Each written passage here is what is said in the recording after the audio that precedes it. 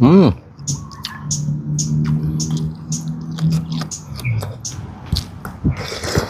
Napasarap po ng laro mga kanayon. Kaya tinanghali. Ayan, may marka pa ng bangas sa mukha pag uwi. Nasundutan ho sa basketball. Kaya hindi ko na ho naipakita yung paraan ko nito ng pagluluto.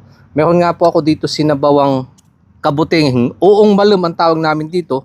Or yung kabuti ho na nakukuha lang tuwing hapon. Dahil kapag hindi mo siya nakuha, kinabukasan bumubuka nangingitim.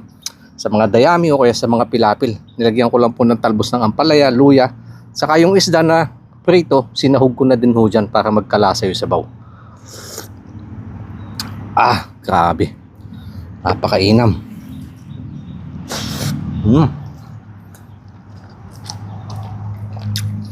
Kapag ganito ang ulam, talagang tanggal pagod. Naglaga na din ako ng mga gulay-gulay, pandagdag. At saka yung sausawan ko po, bagoong, na pinisatan ko ng sampalok. Saka madami sili ay.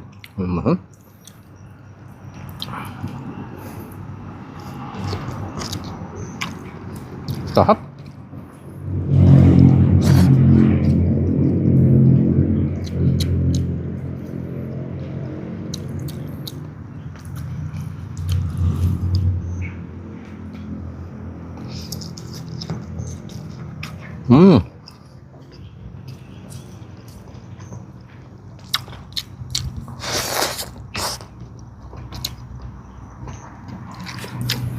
Napagod ho kanina pero kapag gantong ulam, balik sigla din ang katawan.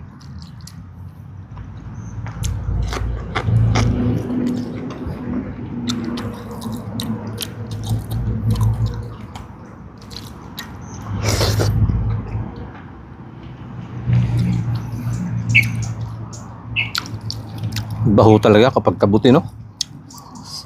Ang lasa ng sabaw.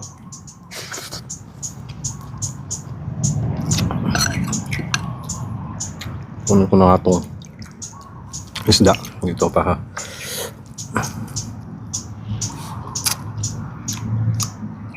Malamigin ng kaunti.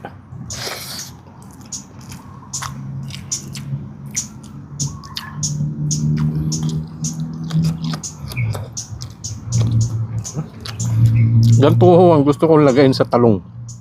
Maliliit lang, bubot. Para isang sausaw, isang subok, kailangan mo lang biyakin. Baka mayroon tayong kalaban sa gitna.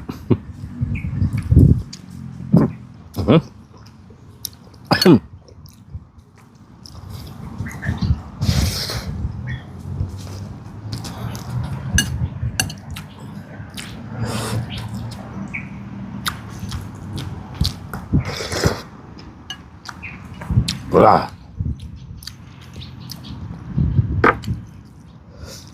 Mga simpleng pagkain bukid ho.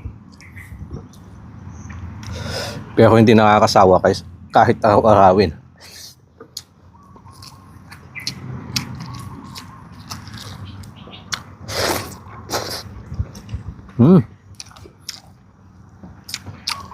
Dati madami ho nakukuha sa bukid nito, gantong kabuti.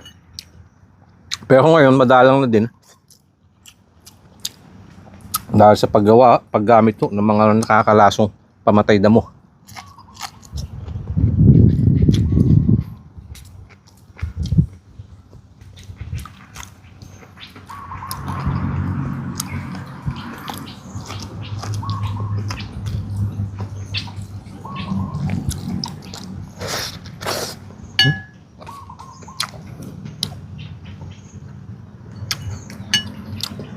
Sarap.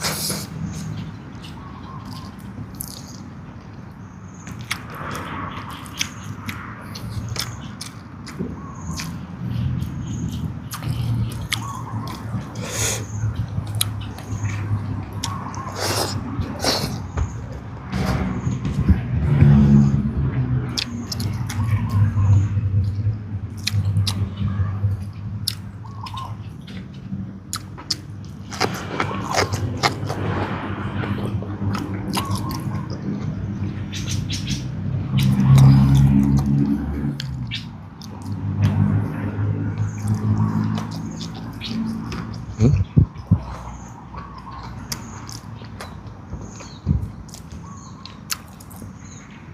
Ang sarap po ng ulam. Ang manghang yung sausawan. Labas din ng pawis.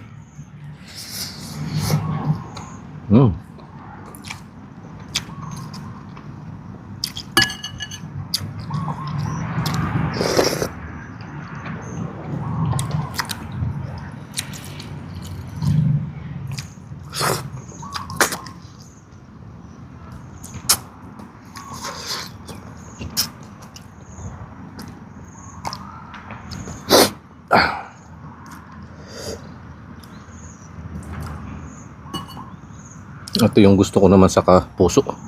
Yung pag kinagat mo, malutong-lutong.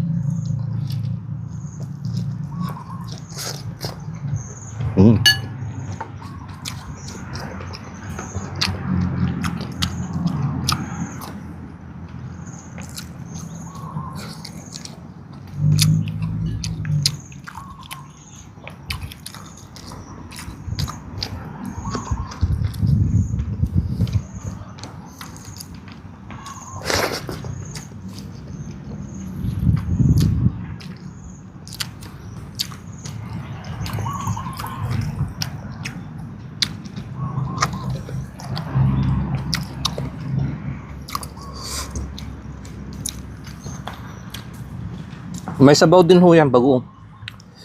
Kaya hindi gaano maalat, kahit ilublob ko ayos lang.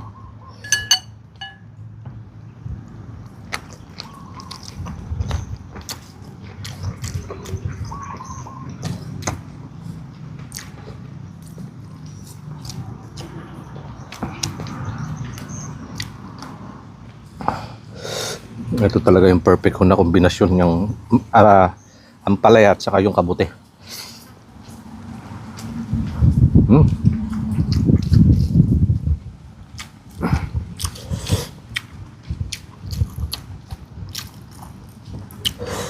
Yung nga lang, medyo tagilid ho yung nilabas kong kanin. Bali, madami naman hong gulay. Magpapak na lang ako.